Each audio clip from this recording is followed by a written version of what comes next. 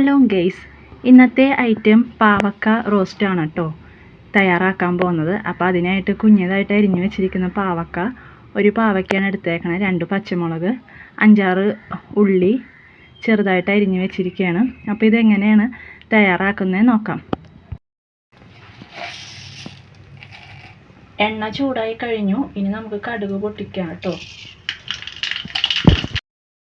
ആവശ്യത്തിന് ഉപ്പും കൂടി ചേർക്കുകയാണ്. കടുക് പൊട്ടിക്കഴിഞ്ഞിട്ട് എല്ലാം കൂടി ഇട്ടു. ഇനി നല്ലപോലെ ഇത് ഒന്ന് വഴറ്റി കിട്ടണം. എണ്ണയിൽ തന്നെ നല്ലപോലെ മൂപ്പിച്ച് വഴറ്റിയെടുക്കാവുന്നതാണ്.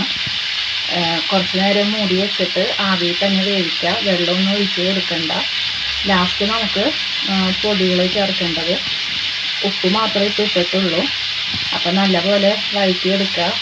എണ്ണയിൽ തന്നെ നല്ലപോലെ മൊരിഞ്ഞ് വന്ന ശേഷം മാത്രമാണ് നമുക്ക് പൊടികളൊക്കെ ചേർക്കേണ്ടത് കേട്ടോ. ഉപ്പിട്ട ശേഷം നല്ലപോലെ ഒന്ന് ഇളക്കി കൊടുക്കുക. അടി പിടിക്കാണ്ട് നോക്കുക, കരിയാണ്ടൊക്കെ നോക്കണം കേട്ടോ.